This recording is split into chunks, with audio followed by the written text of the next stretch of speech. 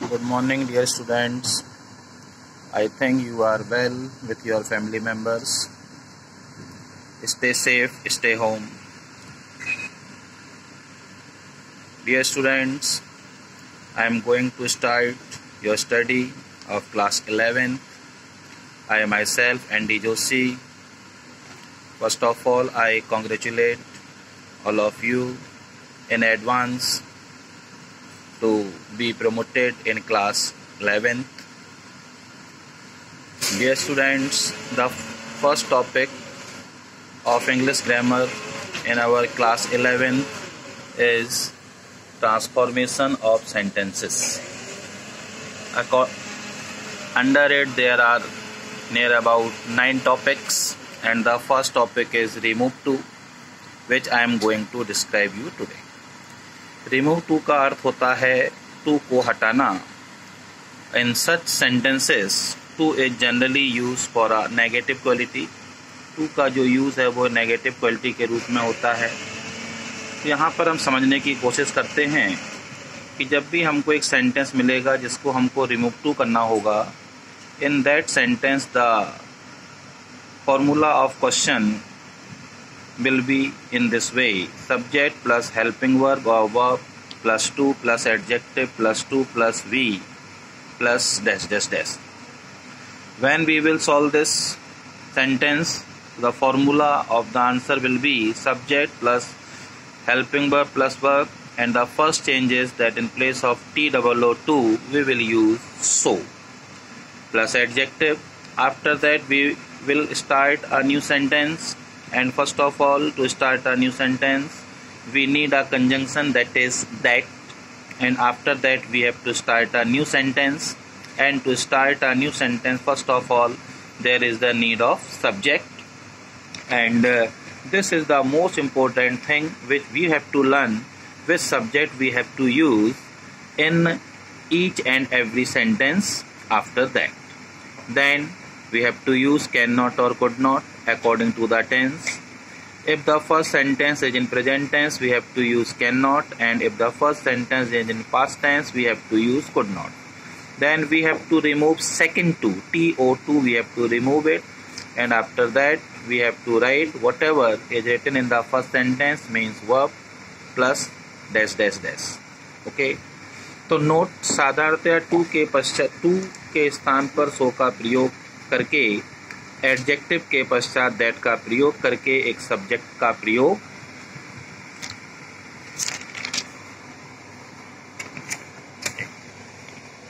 करके, can not या could not का प्रयोग करके दूसरे वाले टू को हटाकर उसके बाद वाली क्रिया को लिख देते हैं. विशेष सभी वाक्यों में दैट के पश्चात एक नए सब्जेक्ट का प्रयोग होना है, अतः यहीं पर हमको सावधानी बरतनी चाहिए. रूल नंबर फर्स्ट, अर्थ के अनुसार स्वयं ही पता चल जाता है कि जिस सब्जेक्ट से वाक्य प्रारंभ हुआ है वही सब्जेक्ट या उसका प्रोनाउन दैट के बाद प्रयोग करना है. For example, Ram is too weak to pass. जैसा कि सेंटेंस का मीनिंग है राम पास होने में बहुत कमजोर है. तो answer is Ram is. First change too के प्लेस पर सो किया, then weak. After that we have to start a new sentence. तो first of all we need a conjunction, that is the conjunction that. After that we have to use a new subject which we get from the meaning of the sentence. As Ram is weak, too weak to pass means pronoun for Ram is he. He cannot, we have to remove second to, and then we use cannot or could not. So first sentence is in present tense, so we have used here cannot plus pass. तो answer is Ram is too weak to pass. Ram pass होने के लिए बहुत कमज़ोर है. इसका answer है Ram is so weak that he can not pass. Ram इतना कमज़ोर है कि वह पास नहीं हो सकता. तो जैसा हमको पता चला कि राम के लिए हमको ही का यूज़ करना है as a subject after that. Second sentence example, Sita was too fat to run fast. Sita तेज़ दौड़ने के लिए बहुत मोटी थी. तो इसका आंसर है Sita was. Once again too के स्थान पर सो, फैट, इसके एडजेक्टिव के बाद दैट, एक कंजंक्शन, उसके बाद एक नया सब्जेक्ट सी. जैसा हमने देखा पहला सेंटेंस पास्ट में है वॉस, तो हमने यहाँ पर कुड नॉट का यूज़ किया. सेकंड टू को हटाया, उसके बाद की वर्ब को लिख दिया।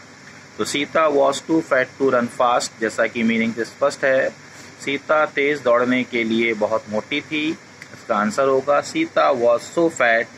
और सब्जेक्ट से मीनिंग से स्पष्ट हो गया कि सीता के लिए जिस प्रोनाउन को हमें यूज करना है वो होगा शी।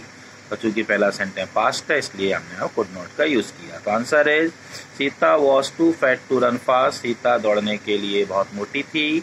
तो Sita was so fat that she could not run fast, Sita इतनी मोटी थी कि वह तेज नहीं भाग सकती थी। नाउ रूल नंबर सेकेंड, यदि वाक्य में अर्थ के अनुसार सब्जेक्ट स्पष्ट ना हो रहा हो तो दैट के पश्चात अपनी ओर से आई वी यू वन में से किसी एक को सब्जेक्ट के रूप में प्रयोग कर लेते हैं। तो यह रूल हमको ये कहता है, जिस प्रकार पहले रूल में सब्जेक्ट स्पष्ट था, राम उसके लिए ही यूज किया, सीता उसके लिए हमने शी यूज किया, इसी प्रकार जब इस वाक्य को हम पढ़ेंगे तो हम समझेंगे कि हमको इस वाक्य को करने के लिए हमारे पास सब्जेक्ट स्पष्ट रूप से मौजूद नहीं होगा और ये हमको वाक्य के अर्थ से स्पष्ट हो जाएगा।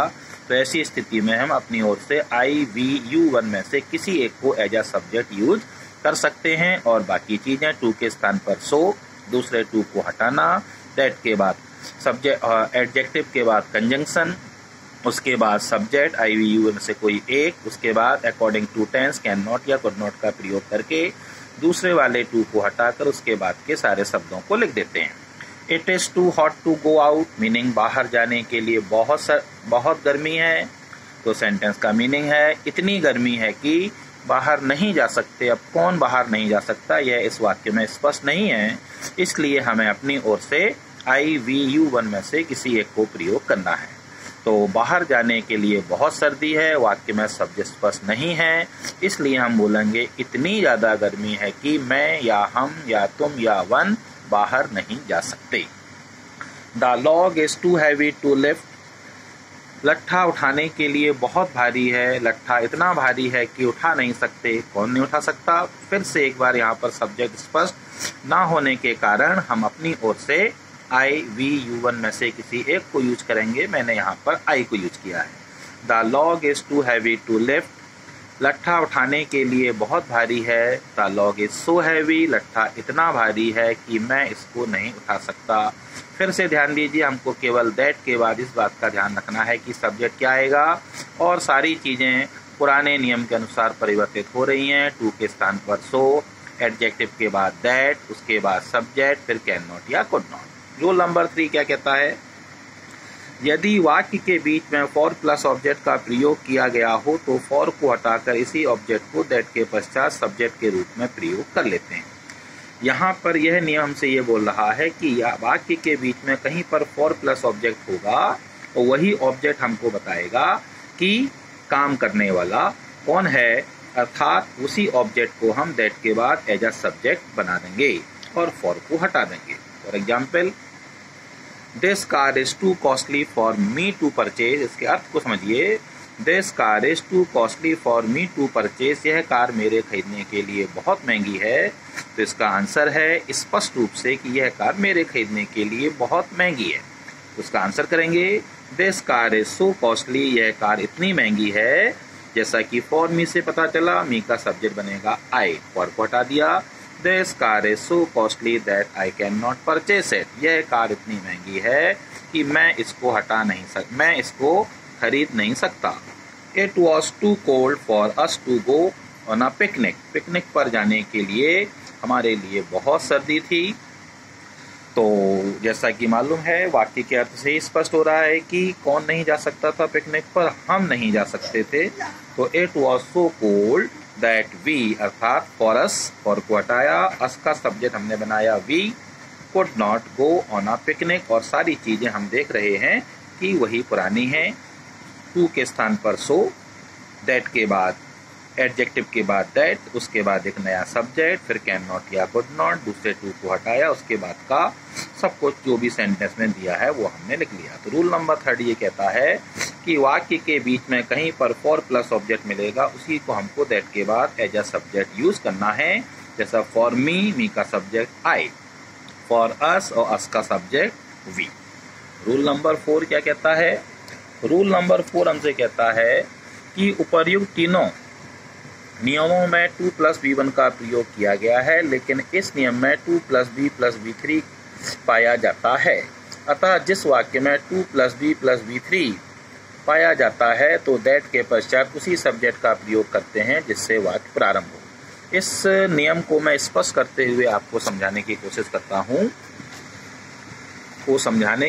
करता हूँ कि अभी तक हमने पहले, दूसरे और तीसरे रूल में जो चीज़ पढ़ी वो हमने ये पढ़ी कि हर वाक्य में 2 के बाद B1 का प्रयोग किया गया है।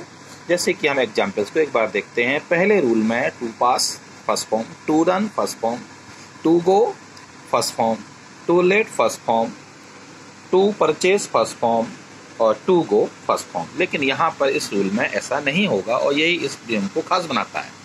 The question is too difficult to be solve. हमने देखा कि सब कुछ पुरानी चीज़ें हैं, सब्जेक्ट है, हेल्पिंग वर्ब है, टू है, एडजेक्टिव है, टू है, लेकिन उसके बाद बी है और वर्ब की थर्ड फॉर्म है।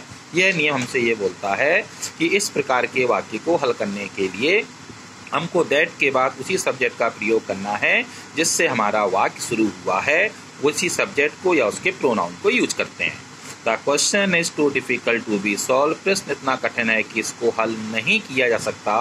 Answer is the question is so difficult that, जैसा कि मैंने आपको बताया, सब्जेक्ट रिपीट होना है और द क्वेश्चन एक निर्जीव सब्जेक्ट है, उसके लिए हम जो प्रोनाउन यूज करेंगे वो है it can not B solve. The question is so difficult that it can not B solve. प्रश्न इतना कठिन है कि इसको हल नहीं किया जा सकता। Kamla is too expert to be deceived. Kamla इतनी कुशल है कि उसको धोखा नहीं दिया जा सकता। फिर से 2B + B3, फिर से सब्जेक्ट रिपीट होगा, कमला के लिए she. Kamla is so expert that she can not be deceived. Kamla इतनी एक्सपर्ट है, कुशल है, चालाक है कि उसको धोखा नहीं दिया जा सकता। Now the rule number 5 and the last. यदि वाक्य में 2 के बाद 2 ना पाया जाए या तो 2 के स्थान पर वेरी, ओवर या एक्सट्रीमली का प्रयोग करते हैं या 2 को हटाकर वाक्य के अंत में बियॉन्ड द प्रॉपर लिमिट जोड़ देते हैं। इस नियम को समझाने के लिए आपको इस चीज़ बात का ध्यान रखना है कि rule number 1, rule number 2, rule number 3, rule number 4 में TOO2 के बाद TO2 का प्रयोग अवश्य किया गया है, लेकिन इस रूल में 2 के बाद 2 का प्रयोग नहीं किया गया है। जैसा कि आप देख सकते हैं, इट इज टू हॉट, 2 का प्रयोग तो है लेकिन आगे चल के 2 का प्रयोग नहीं है।